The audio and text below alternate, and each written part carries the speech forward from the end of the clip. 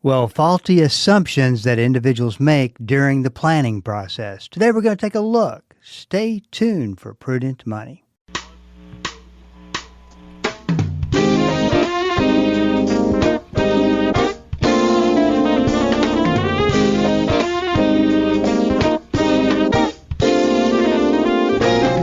Good afternoon and welcome to the Prudent Money Radio Show. I'm your host, Bob Brooks. Thank you so much for joining me today. You know I do appreciate it. Well, we talk a lot about the importance of planning.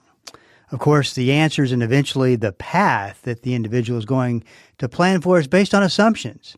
And therein lies the problem. Faulty or unrealistic assumptions. My guest today is no stranger to the DFW area and has for many, many years written a personal finance column for the Dallas Morning News. Scott Burns is here today to talk about the importance of assumptions. Scott, welcome to Prudent Money. Well, Scott, before we get started, I was just curious because I remember going way back. How long have you been writing for the Dallas Morning News? Oh, since 1981. That's a long time. That's a lot of columns. Well, I stopped writing for them when the Hearst purchase took place back in July. Back this past July? Yes, yeah. Okay. So, it's a long time. It was probably long enough. Absolutely, absolutely. So let's talk a little bit before we get started. I want to get your opinion on the current state of economic health in our country. I mean, we're in a very odd situation where reporting stopped while the government was shut down. So there's some things we really don't know what the accurate, depending on how accurate they were to begin with, but we don't know the accuracy of what's going on in the economy. We definitely are seeing some inflation. Not real sure about from a recession standpoint. But where do you think we are today, and what do you think 2026 looks like? Well, I wish I could be more optimistic, but I have to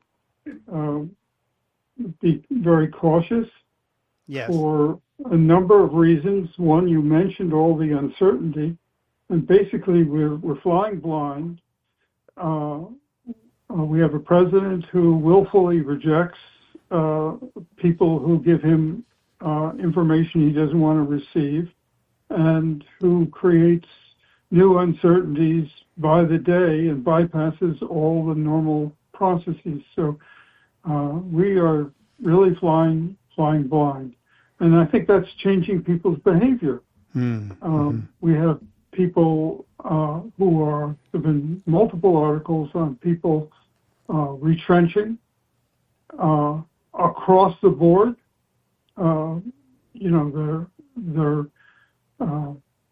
Catalina Yachts, for instance, the largest production boat producer, stopped production about a month ago. They have too much inventory. People are not, making the commitments that they need to make to keep the economy running. So, at the other end of the economy, there are lots of franchise fast food places that are closing shop and reducing the number of outlets, et cetera. So it's across the board. And I know you've kept a close eye on this through many decades of your work. It's really there's a lot of, I don't know how to describe it, but there's so much weakness that's not being written about, it's not being reported on, but you can see it. And it's just unlike, I don't know, I don't want to be over dramatic about it, but it's just kind of unlike anything we've had in the past. Exactly. It's as a calibration, it's off the scale. No. Well, it'll be interesting to see how it comes about. But since we don't have the advantage of the crystal ball, we have to, of course, make educated guesses or assumptions about the numbers we use for retirement planning. What I've seen, and of course I know that you've seen this as well, it's so easy to get those assumptions wrong. Again, yes, absolutely. People will just willfully make an assumption that serves their purpose, and they don't do anything in the context of actual data. So they walk into their own mistakes. Yeah, I guess we could call it hopeful assumptions, maybe. But one assumption that you write about in your blog is the assumption that an individual makes that they're only going to live until age 75. Talk about why that could be a mistake. Well, life expectancy, general life expectancy from birth is over 75. And if you happen to reach age 62 or 60 or even 55, you have a life expectancy that exceeds 75. And by the way, life expectancy is the average age at death from that particular point. So, it could be longer, it could be shorter. It's not a drop dead by date. So that's making very dangerous assumptions. If the person happens to have had higher than average income, which is not a big demand, we're talking about having an income higher than, say, $80,000, they've got 5 years up on the people who are in less than that on average. So, it's just a very bad set of assumptions. Yeah, one of the this is a very, very important number that you get right, and that you allow for some leeway in that number. The problem, though, that, and I'm sure you agree with this, that you have, is you make the wrong assumption about a reasonable period of time that you assume you're going to be alive, then you get a lot of other of those assumptions wrong. Yes, right. Yeah, we don't know the future. So at best, we're all making assumptions, and that's their worth is what they are. You're making your best guess. Well, you mentioned in a recent blog a calculator that listeners could find very useful. And this is the Healthy Life Expectancy Calculator. Talk about what it will do for you as well as how to use it. Oh, well, this is there are all kinds of life expectancy calculators on the web. Some with an enormous number of questions. This one is at the Goldenson Center for Actuarial Research at the University of Connecticut, and you answer 15 questions, all of which are very basic.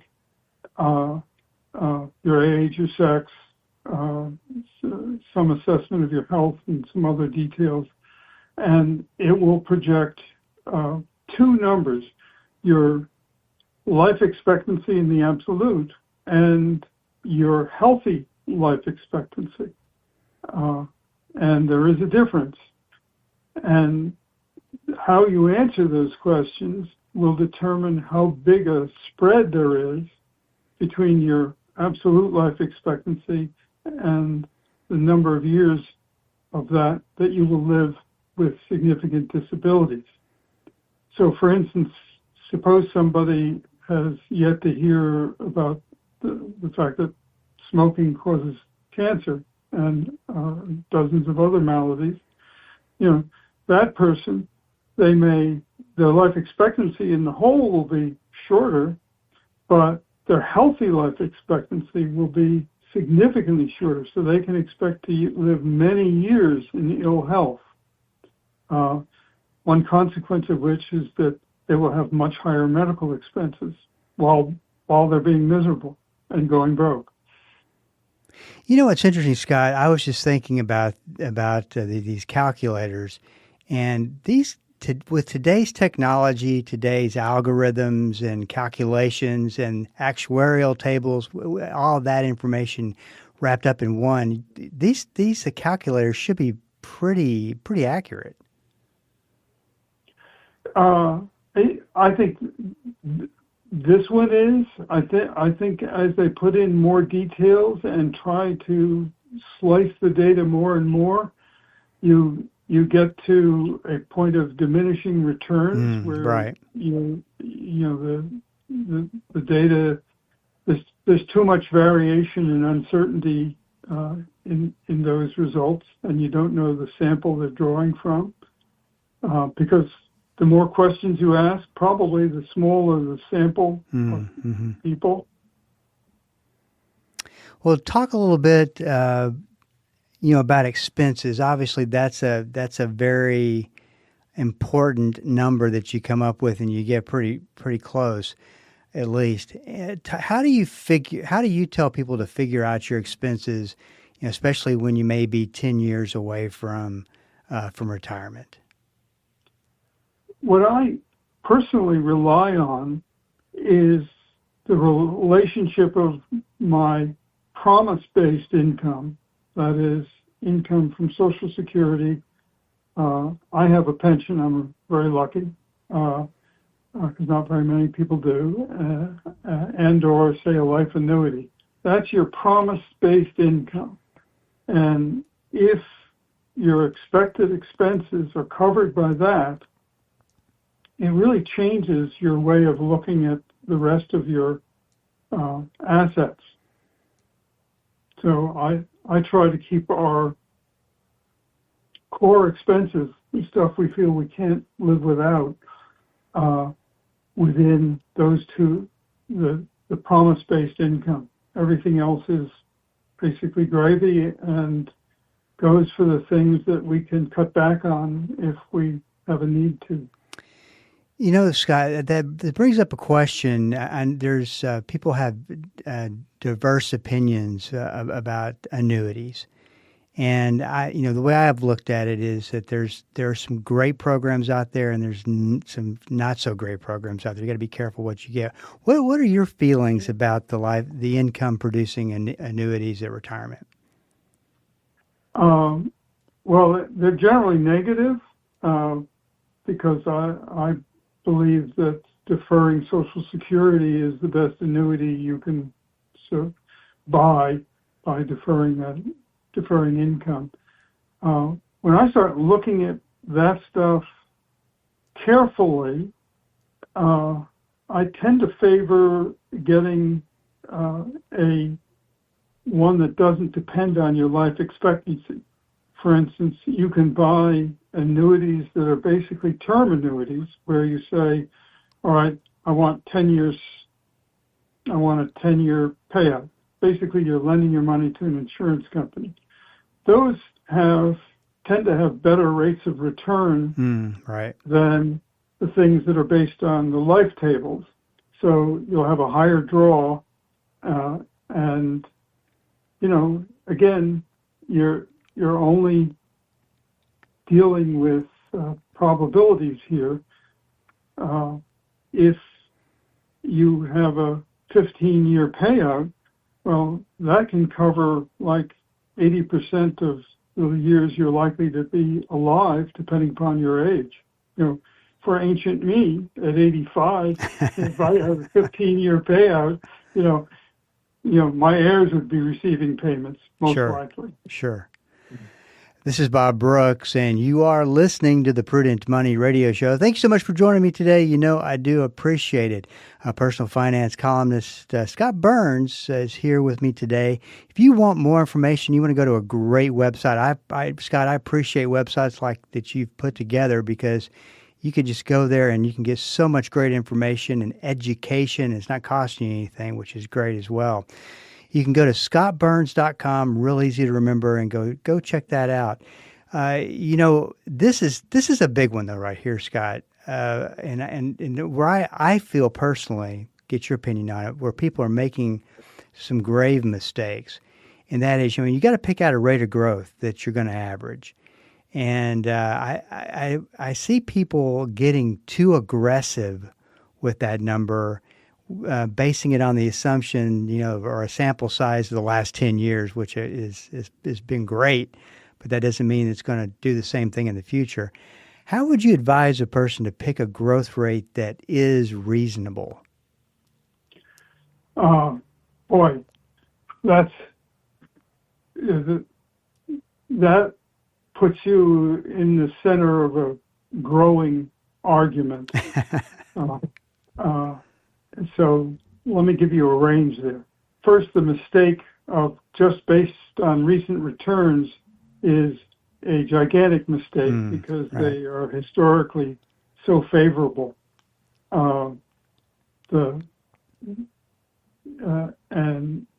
Recency is just not a good way of looking at things. I would take a relatively conservative estimate and project forward from there. I wouldn't, for instance, pick the 7% real growth of equities. I'd pick a lower number. Right. Right now, there's a lot of work being done that argues against the whole idea that equities always outperform bonds. Just let that sink in for a couple minutes. Right. Everyone alive has been through a period where basically equities have reliably outperformed bonds. Maybe not each and every year, but in most 10-year periods, if you've held stocks, you've done better than, say, Treasury bills, and maybe better than bonds a good percentage of the time. But there's, new research that goes back further than 1928, which is the starting period for most of this research. And it suggests, well, it's not such a good bet. Bonds are about even.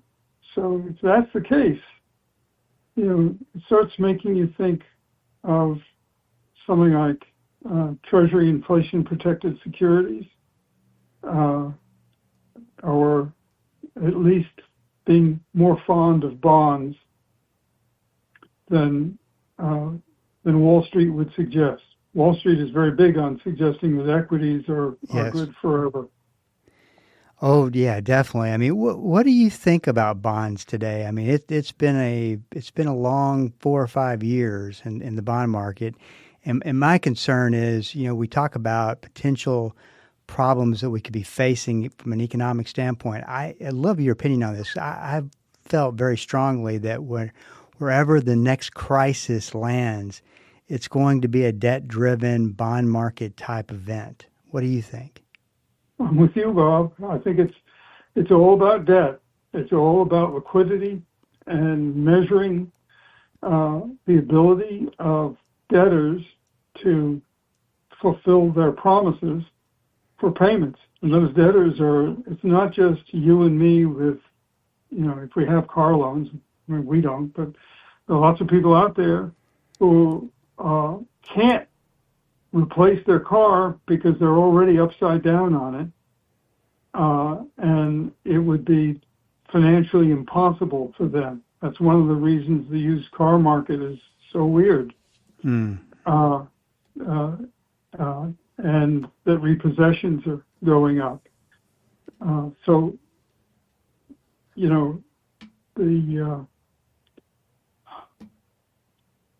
I'm just not quite where to go with this, because I don't think there's a strong instruction or message in the statistics other than, be careful, reduce your obligations, and rely on the one thing that's seldom discussed by Wall Street and most of the people out there in the media, and that is, how adaptable are you? If you can answer that question quickly and positively, I have the ability to adapt to changing circumstances, then a lot of the number stuff becomes less relevant. Can I give you an example of adaptability? Absolutely. Years ago, I knew an executive who was suddenly removed from his company, and he went from having an essentially unlimited expense account to not having an expense account. And what amazed me about his behavior is that, in a way, he seemed almost relieved, and he adapted very quickly to living on an income that was maybe a quarter or less of the income he had enjoyed as the CEO of a company. And it impressed me a whole lot. I hadn't really thought about it. My God, how does somebody do this? The fact is, he just did. And he's an extreme example, but, people adapt. People are capable of change, and a lot of the planners are out there. They want to assume that we're totally rigid, that we can't abide any change at all. Yes. And in fact, people adapt extraordinarily well. Many do, not everyone. Some people are tragically impaired that way, but then can't adapt. But I think most people do. I want to go back to something when you were talking about debt, that a lot of people don't realize. In 1929, the huge stock market crash that went from 29 to 32, and then the Great Depression, that was all mainly about, of course, there's some tariff stuff in there, but that was mainly about debt and how it can get out of control. Of course, that's a totally different situation to a degree that we're in today, but it'll be interesting to see where this goes. I've got about 2 or 3 minutes left, and I really want to make sure that I cover a Social Security question with you. You were talking about Social Security. In fact, you mentioned this a while ago, how it made sense to wait. And there's so many, you see them, so many written articles and information that says, you should take it as early as possible and take advantage of it. It may not be here. It always has made sense to me, though, not to do that, because Social Security is so much better if you wait. Talk where you will land on that. Let me let one of my favorite writers talk about that, because his name is Jason Zweig. He writes for the Wall Street Journal. He's definitely a very smart guy. He is an expert in behavioral economics. He worked closely with Daniel Kahneman. And he responded to a recent article in the Wall Street Journal promoting investing instead of deferring for Social Security. And he said, that's more than just an apples to oranges comparison. That's like comparing a roller coaster, investing in stocks, to an escalator, investing in delay of your Social Security benefits. Which would you rather ride? And most people would rather ride an escalator than a roller coaster. Yes. Even if they have strong stomachs. So, and what I've found over the years is that a lot of people, particularly statistics-loving engineers, they'll make big spreadsheets and show, well, if I invested my Social Security benefits, I would have more money than if I deferred. And they'll make the assumption of a 10% return on stocks. Well, the 10% return on stocks, what if you happen to be in one of the lowest 20% periods? You won't get that. What we're talking about is a stream of income that's going to affect how much you have to buy food. So you really don't want to be on a roller coaster for that particular calculation. This is Bob Brooks, and you are listening to the Prudent Money Radio Show. Thank you so much for joining me today. Scott Burns is my guest today, and if you want more information about Scott, scottburns.com, great website, a lot of information. Scott, thanks so much for coming on, and we'll talk to you next month. Thank you, Bob. It's been a pleasure as usual. Well, if you have a question for me, please go to the website at prudentmoney.com and send it in, because we are all out of time. Till we do meet again next time, keep the faith and have a great rest of the day. That's all the time we have for today.